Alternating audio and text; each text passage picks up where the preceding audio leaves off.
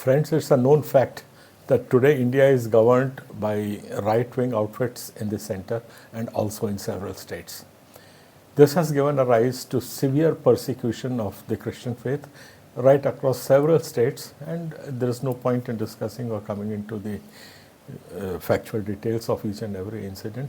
What I'm trying to address to this honorable audience is this, that fighting persecution now is a highly technical affair. Both state governments and the central governments are governed by the right-wing outfits, and all the provisions of the constitution, they are not being honored, one.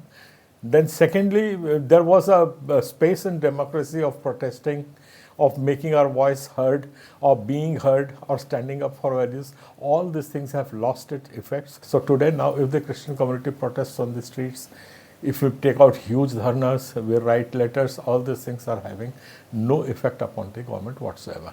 So I'm coming straight to the point. What Chhattisgarh Christian Forum does is, people, they come here, they plant the churches. You go into evangelism, and we fully support what you people do. But the question is that the churches planted by the efforts, and it is an enormous effort which you people are putting into this field of evangelism. And then once a church has been planted, a soul has been saved, people start coming and believing into our faith system, there is nothing to protect that particular man who is on the field. There is no system available. There is no umbrella cover. We are not protecting any of a social protection to that particular person who has recently come into your fold. So these are our issues by which we raise our concerns, and these are the issues for which we fight and try to protect our people. Now I want to bring to your fact that handling persecution now has become a highly technical affair. Because now we have to use the tact of the act. We have to be very sharp, we have to be very cunning to see that our ends are achieved. For this particular thing, we have to make a very clear understanding of the system of religion, which is sort of obscured. It's not very clear. Once we talk about religion, we immediately think about spirituality and Lord and God and Lord Shiva or Christ or Allah or anything. So that is one part. Faith is your personal affair with your God, is your relationship with your God. That is one part of the religion. The second part of the religion, what I will be talking about is, that is religion in respect to your state, in respect to your governance, in respect to the government which is governing you. How do they recognize religion, or how do they classify your religious faith? These are the issues which are very tricky. So first thing we come down is, so now I have explained that religion is in two parts. One is your faith and the other is your relationship with the government for your religion.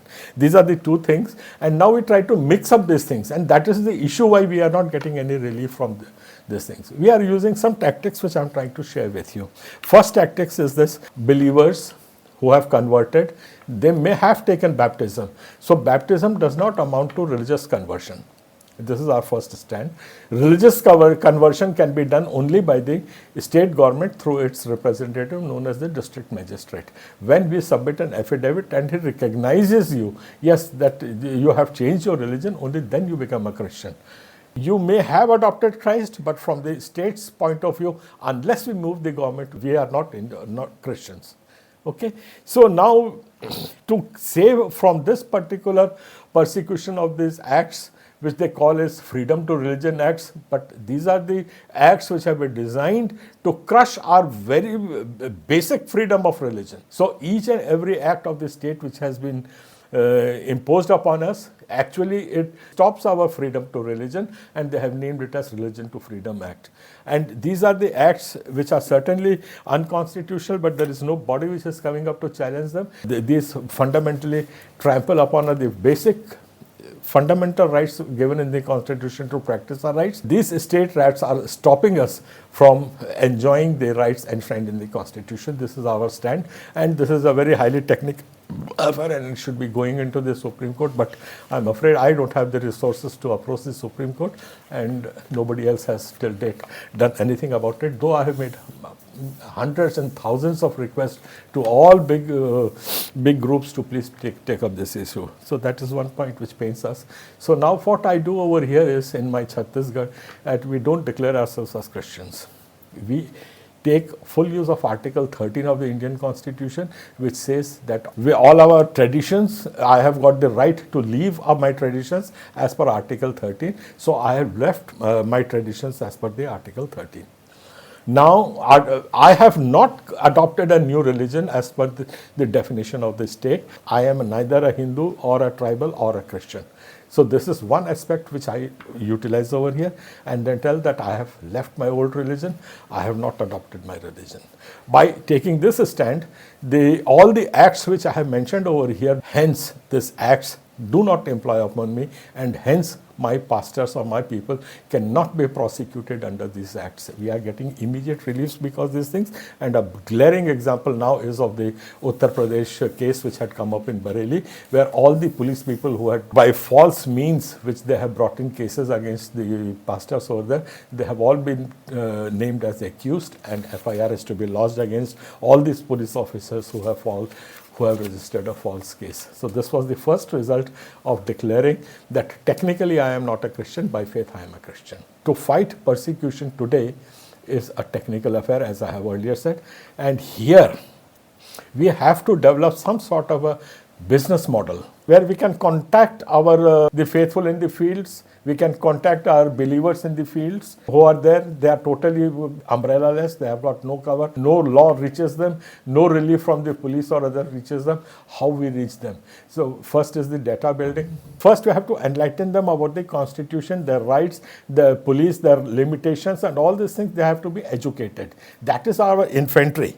That is our infantry which will fight persecution, and first they have to be strengthened and they have to be made aware of, and they have to be brought together. These are the things where we have to start our job with. And for starting this job, what we need is that first we have to collect a database. If it's a pan-India work can be done, big agencies will have to come in, and then first we build up a data, get in contact with the people over there, right on the ground level. And here I differentiate churches into two very specific groups. First group is an organized church, and one is the unorganized church.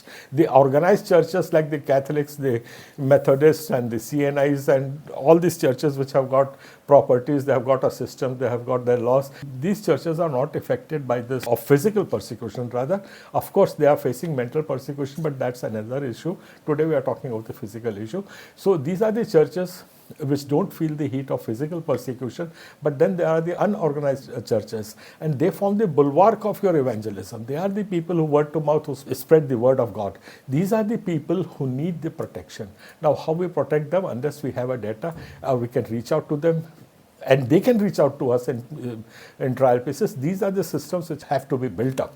And once we built up this type of systems, only then we will be able to take some solid steps in these matters, and we will have to be very cunning like a fox and very, very smart enough to face this persecution which is going on in several levels. So this is a sort of an appeal where we can build up a business model to handle persecution. Just going and taking a bail from the court is not the end of persecution.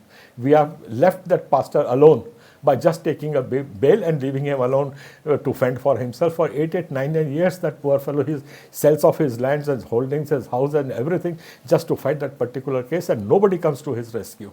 No big institution comes, no lawyer comes. The lawyers get their money by taking a bail, and there's a lot of clapping and praise the Lord going around, and he has been given bail as if he has won the case. I have been facing they have been reduced to penury. They are begging. I know of these people. If you come with me, I'll show it to you. So these are the points where we have to address this particular persecution where it's going on, how it's to be handled, how we have to build up a system, how we have to build up a model where we can reach to them, they can reach to us, and what sort of reliefs we can give. The reliefs are in many sections, and these are giving a social relief, giving them a social protection, giving them a legal protection, and preempting the attacks. These are the fields where we have to work. How you preempt a particular attack from the people coming? How do we hold those people guilty, or how do we bring in cases against those people who have been making false charges against us? Certainly we can block this persecution, and Christian Forum has certainly been quite successful, and we are the first state in India which has been able to block the anti-conversion bill for 3 consecutive times. Once it was brought by the BJP government, then it was brought by the Congress government. Now again in March, the BJP government in Chhattisgarh had brought in this bill, and every time it has failed. I don't go into the details how it has failed, but even the President of India refused to sign that bill. So today pastors in my state, they cannot be charged under the Anti-Conversion Act. This is what we have received without any resources.